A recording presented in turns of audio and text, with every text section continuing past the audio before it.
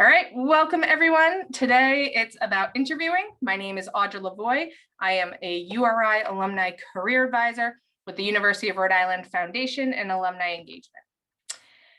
I love interviewing. This is one of those opportunities where you can really move to those power positions.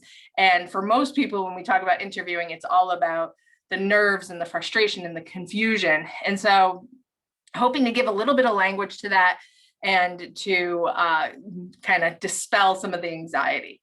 At its best, interviewing really is a two-way conversation where I have the opportunity to get to know the place that I'm interested in, see if it's truly the right fit for me, ask good questions, and sit back and kind of picture myself there. That's on our best situations. I know for some people, interviewing is, hey, I just need another job or a new job or a different job or a job. And so interviewing really takes on the how am I presenting myself so that someone will say yes. Once again, best, it's that two-way conversation. So what we're going to touch upon really quick, we're going to touch upon the types of interviews. Really quick, we're going to touch upon the before the interview, and we're going to focus most of our time on these common questions. So types of interviews. I have a list. This is not every type, but these are the common terms and common types of interviews. Informational interview, and this one I'm going to put like big stars. An informational interview is something that happens outside of an application and a formal interview process. Once again, best practice is that it happens before a job's even posted. These are companies that you're interested in. Maybe you know that there's another URI alum that works there. They're a conversation that we have ahead of time to really start to know, once again, can I picture myself at this company? But also, what do they need? What skills are they short on their teams? What's their vision and where are they heading towards? Where are they involved? So groups, associations that their staff are involved in, and also where they post their jobs.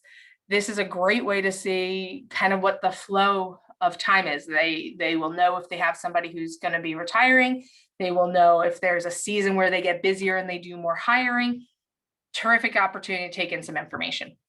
I'm just going to repeat that once a process has begun, this is not the time for an informational interview. So a lot of times you'll see a post and you go, ooh, I want to know more. Well, this is kind of that commit. If you think you're interested in, you apply and you become a candidate. If you are unsure, apply, become a candidate. Otherwise, it's once the process has begun, a lot of times people won't talk to you because now it's formal. Now it's part of a really legal HR process. Screening interviews, these are really common that you'll get a, hey, can we line up a phone conversation? It's usually one person. They may do it as a team. These are quick, usually 15 to 30 minutes. Phone or video, even during non-COVID times, phone or video, and they'll ask you 3 to 5 questions, and they'll ask if you have questions, and they'll talk a little bit more about the job, but very fast ones.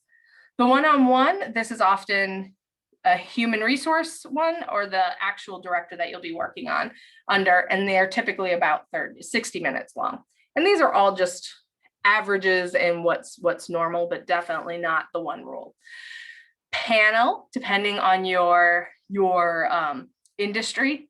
I find this is really common with a lot of people I work with, and they have anywhere between 3 and 7 or more people who are employees of that organization, and they may be the hiring staff, but they also may be key partners, key collaborators. So it's that mixed group. So a true group interview.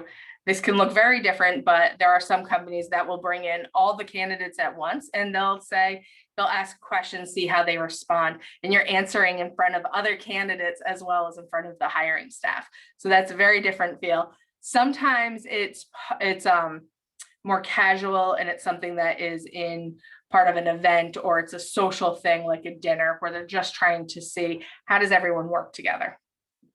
Technical is talking and asking you specific questions, asking you how you would do a task or a process, but it's asking about the mechanics of it. these are the times where they want to know, do you know your stuff? There is also a behavior aspect to it. So not outside of the behavior questions, the technical part, they want to know if you can do the process, but they want to know how you respond to it. So the big thing here is when you're in that technical interview, and it may be just questions, or it may be an actual test that's part of the interview, it's not to give up. Your attitude and your behavior and how you approach things is as important, sometimes more, than how you answer. So they want to know that you have the skills, but if you don't, they want to know, can I train you? Are you somebody we want to work with? So behavior and your approach there count as a lot.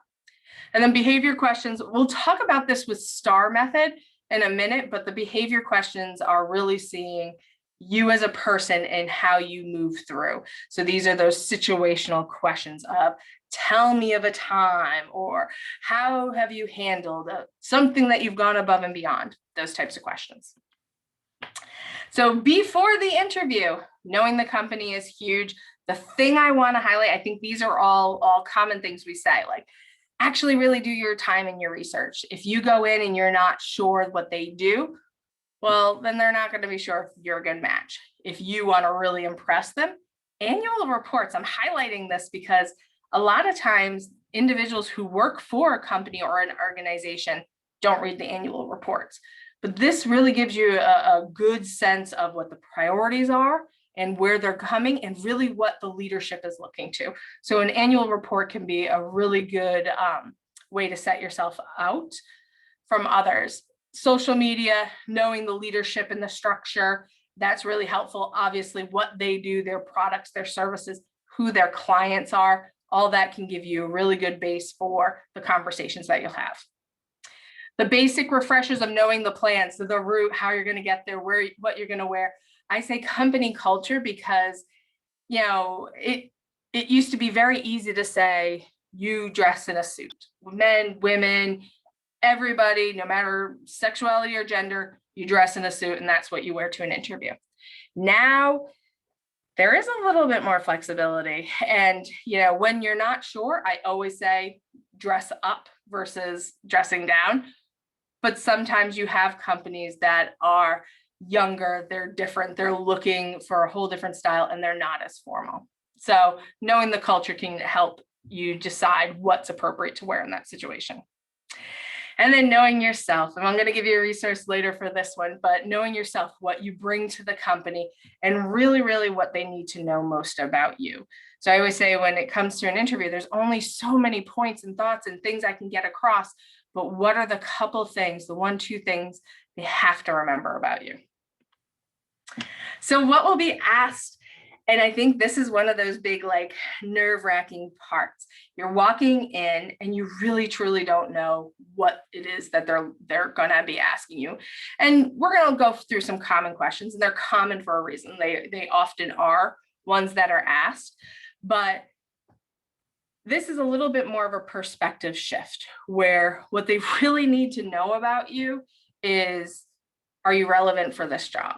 And that's where, have you been in this field? Have you invested in education? Are you part of volunteering, internships, groups, associations, anything that's showing that I have consistently cared about this field? Can I do the job? So goes back to experiences. This could be transferable skills, but do you have that technical ability? Do you have the attitude and the behaviors that's going to do it? The why, and why do they want to invest in me? To me, this is a big area because it can really set apart. It's where we talk about this intangible fit. And that's a really hard thing to kind of get our minds wrapped around. When everyone talks about fit, what does that mean? Well, it is kind of tricky, but if I can show my professional face, but give a little bit more about why I care about something and why I'm personally invested in, that helps them understand how we could work together. And then I'm throwing out some buzzwords about risk, ROI, USP, and UVP. So the risk being, everyone always wants to minimize the risk of hiring, because once you've hired, you've made a commitment already, and it's a commitment of time, it's a commitment of money. There's a risk for that company. So that's why when you know somebody, that goes far. when there are really strong recommendations, those are starting to limit the risk. Same thing, we're showing a history in the field. Now they know you're not somebody who, or they assume you're not somebody who's jumping around, so there's less risk. Return on investment really speaks to, okay, we're going to hire them. Once again, the risk part, how long are they going to stay? What are they going to do for us?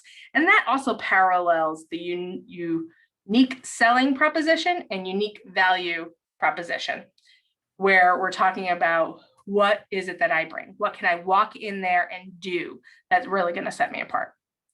A good starting place, like number one for all of the stuff in the application period and for the interview, is looking at the job posting and saying this should, and some job postings are small, some have a lot of good description, but that should start to give me a hint of what they're going to ask me for. So a lot of times people will kind of highlight through and say, all right, can I speak to each of these points?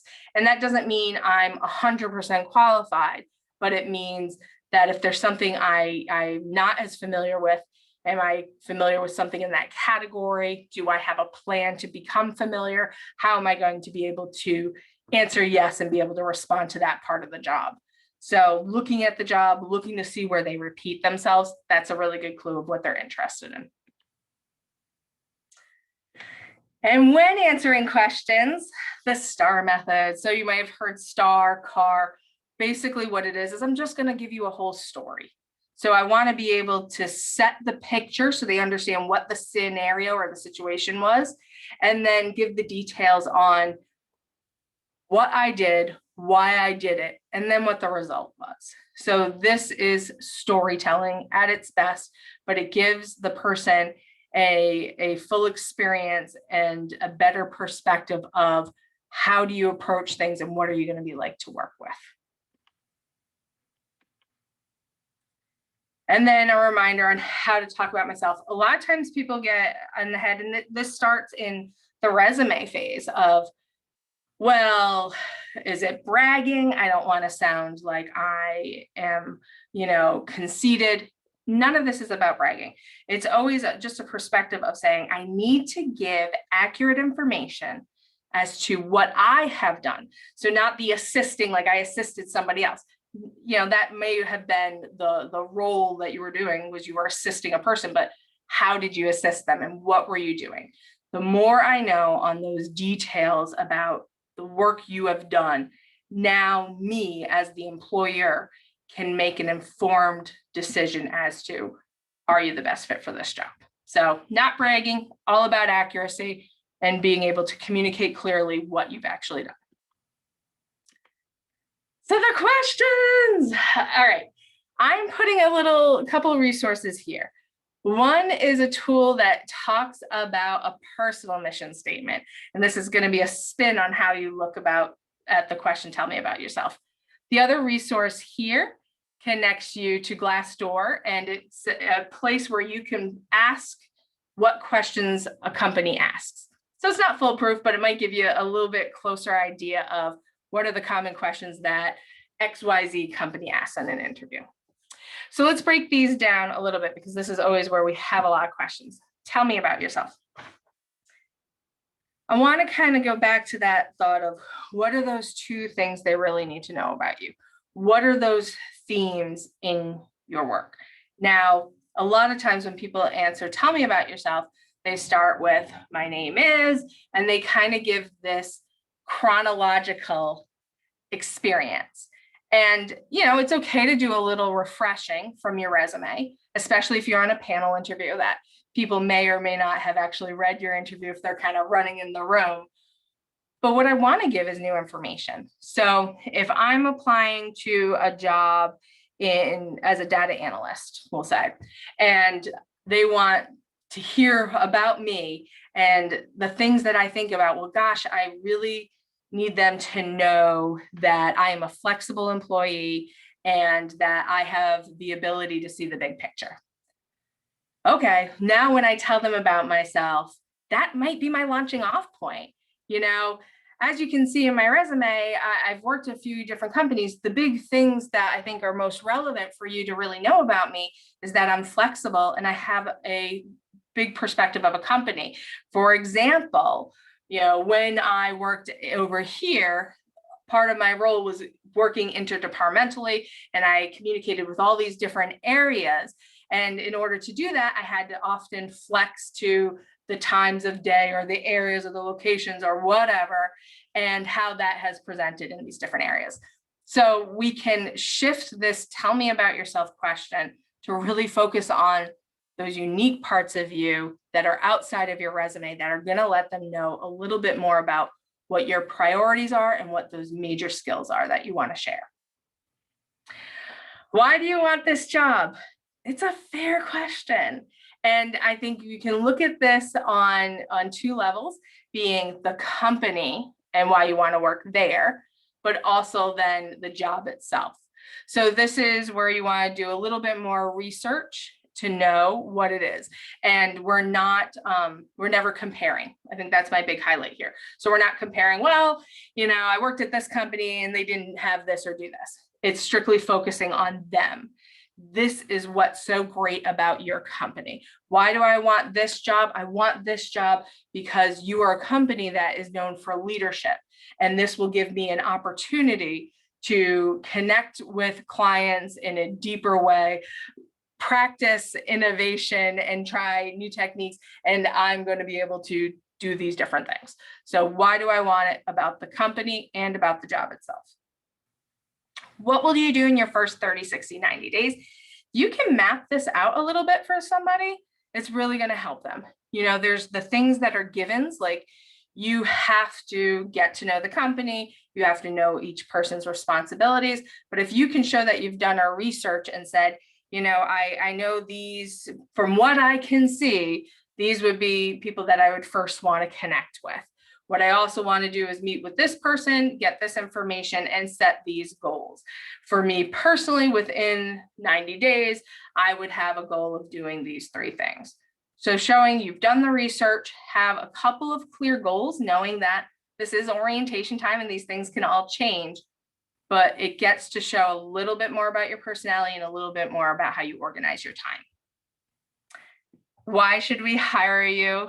This also, you're going to see repetition, which is why I think knowing going in that these are a couple of things I really want to highlight helps clear your mind to say, okay, I want to just make sure I'm going back to this message. Why should we hire you? Once again, we're not comparing to others. We're just saying what we do really well. The key with this question and strengths and weaknesses and all of them, but with this question is to really be able to show in a situation where that strength is. Why should we hire you? Well, as I mentioned before, I'm flexible and I'm able to see that big picture. Looking at your organization, here's what I can deliver. Here's what I can come in and do for you. I understand that, these are the times that are busy and I'm able to flex during those times and work the hours you need. Or I'm able to come in early and adapt my schedule according to your needs. I'm skilled at working in these different departments, and that's what the history is. So coming into your place, here's how I can do that for you. Here's how I've really been able to build those relationships in a very tangible way and what they've led to. Strengths and weaknesses. Strengths and weaknesses is still, once again, it's all about the story I'm telling. With strengths, it's great because it's strengths. It's always going to be a good one. But the big point is I want to make sure that I have a story that backs it up. The best stories are ones that show from experience that I've done something relevant to this job. So those are the best, or the closest I am to the job, the most related. Those are going to be my stronger stories. If I'm starting out, if I haven't worked in this field yet, then let me bump it out a little bit and think about where have I really utilized that skill in a way that I can communicate. So if I can have it relevant, great. If I'm transitioning or I haven't been in that field yet, then we're going to go and say, that's okay. Just once again, show me that strong story behind it. Weaknesses is the one nobody likes. And for weakness, I want to highlight that everyone has a weakness. And this question is about self-awareness.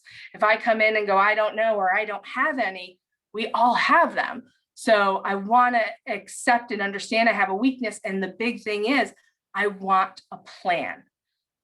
So if I talk about something about shyness, shyness is a common one. And I might say, one of my weaknesses is that, or one of the areas I'm working to improve on is I am very shy. I tend to be reserved. And so when I begin at a new company, what I like to do is introduce myself via email first and give a little bit of information about myself. I like to research on people so I know a little bit about them. I really enjoy the opportunity to meet people one-on-one, and I'll take that opportunity myself and schedule times or connect with them at their desk. And then that helps me feel more comfortable and less shy. I spoke to someone recently who was talking about public speaking, and they have to do it in their job a lot, and they're comfortable with children, but they're not comfortable with adults. So in that scenario, it might be something where they get to the area earlier, they set everything up, they feel comfortable and strong and prepared.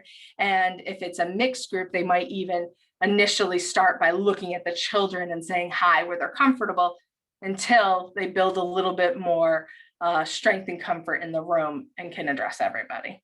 So it's all about a plan. Why did you leave your last job? And this becomes especially challenging for people when this is something that was a layoff or a firing, that people get a little bit more angsty. Exercise I just had to do myself because I was presenting in front of a group was I had to put everything down to like 15 seconds. So I found this actually, it wasn't the purpose of what I was doing, but it was a really, really good result. Can I describe in 15 seconds or less why I left that last job? We want to be concise. We want to be positive. We want to focus on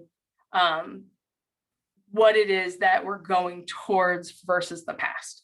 So, for example, if this was a layoff right now, so many companies have had layoffs. So it's a very easy one to explain that, we experienced a company layoff due to COVID.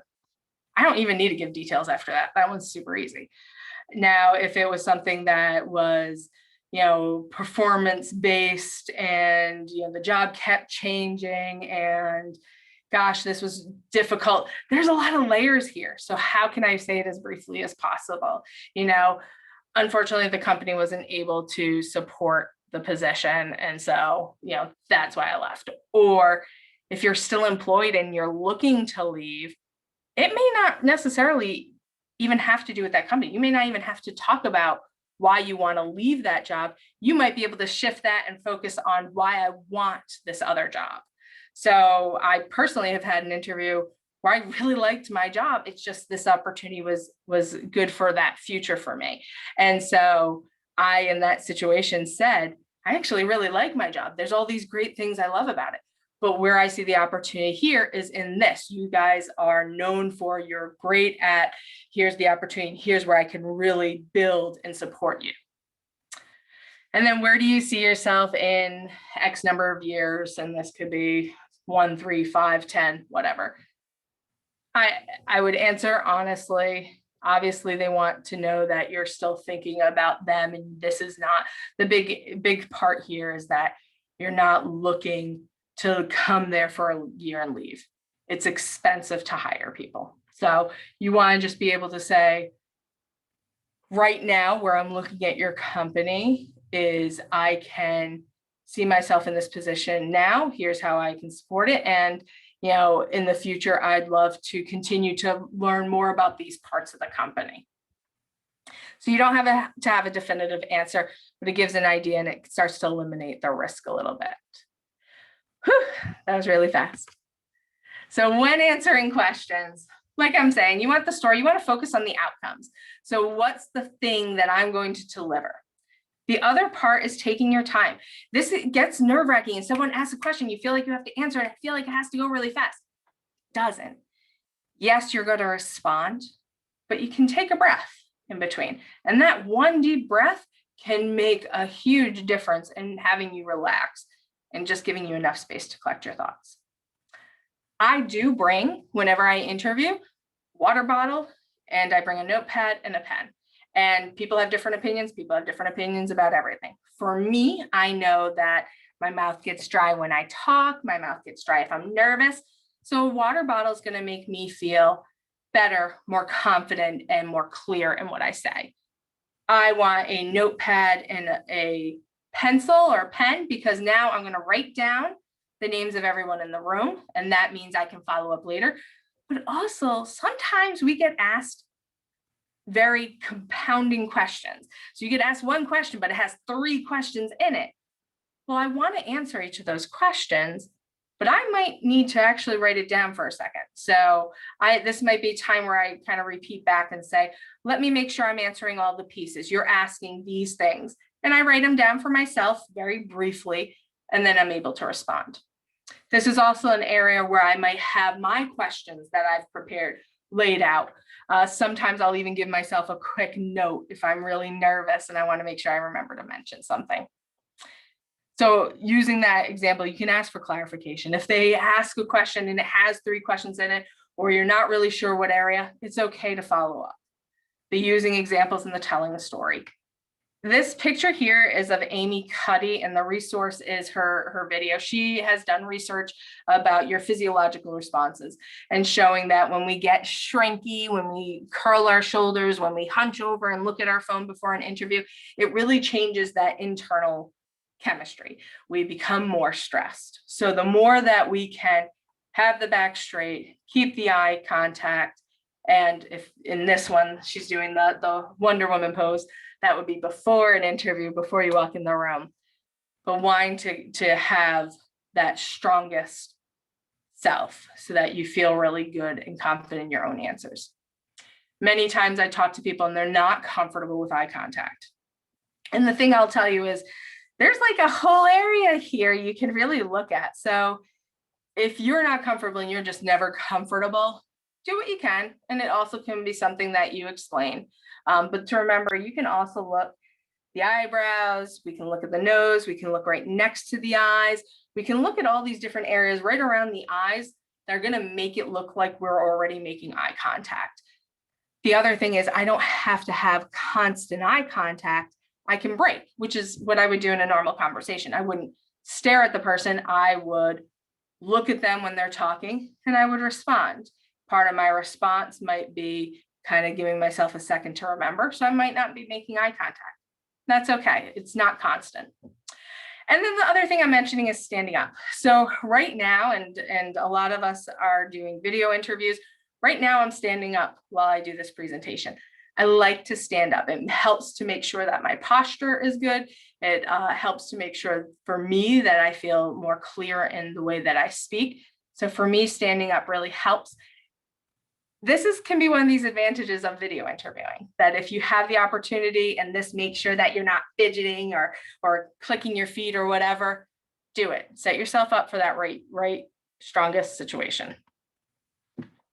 And then questions you ask. So what do you really want to know about? And a lot of times we go into it and we say, well, tell me about a typical day, or, tell me about this thing you've done. The big part about asking questions is showing that you've done your research is one part of it, but the other part is what truly makes a difference. So if we treat this as our best case scenario, 2-way conversation, what do I care about? Do I really need, is there a certain culture piece that I'm looking for? Is there something like I want to be invested in as an employee? So training, whether they're actually funding and paying and providing training, or you have the space to take advantage of those training opportunities. I want to know that. And for you, it might be something totally different, but what do you really want to know? The other thing I really want to know is where am I going to fit in? So what are the challenges? How can my skill sets best support them? What skills gap do they have? And this really helps me in a couple of ways. One, I can see myself in the team and I can communicate that better. But the other thing is if they say that, this is what we really need in this candidate, it gives me the opportunity to repeat back. So if they say in this position, we really need somebody who knows this system and we really need somebody who can communicate clearly. If those things are true to me, I get to repeat back to them. That's great, because I can do these, and these examples I've shown or talked about before will show you how. 2 tips. One is to send your questions ahead of time, and you can also send in those things you really want to talk about for yourself. So sending my questions ahead of time, once again, shows that I've done my research. It helps them feel more prepared themselves, but also sometimes you go in an interview and they answer all your questions. If I send my questions ahead of time, then instead of saying, oh, you answered all my questions, I can go back and say, yes, that's great. Thank you so much for being prepared, for preparing those answers. Those were the things I was wondering about that I had emailed you. The other part here with a tip is to prepare a couple stories in your mind, especially with these behavior questions. People ask the behavior questions and you're not really sure what they're going to be. But if you have 2 or 3 strong stories of work where you can paint a whole situation for somebody, chances are that same story can be adapted, whether it's a challenging situation or time you've gone above and beyond, or where you learn something new, or a conflict. Chances are one of those stories could be adapted into any of those scenarios. So the last thing I'm going to touch upon, upcoming events. We have tons of events all the time. We're trying to keep a lot of different resources. If there's something you want to see, email me. Happy to create something, but all of our events are listed on our site. Tomorrow it's a graduate school, and then we have Bridget Griffith, who's going to talk about her personal story. She's finishing up her PhD right now, and she has a bachelor's degree from URI in microbiology.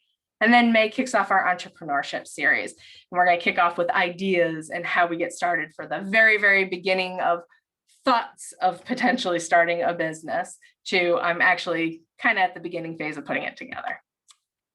Any questions ever? I am the alumni career advisor. I have a counterpart. She also is happy to answer any questions that you have. And thank you all for running so fast with me.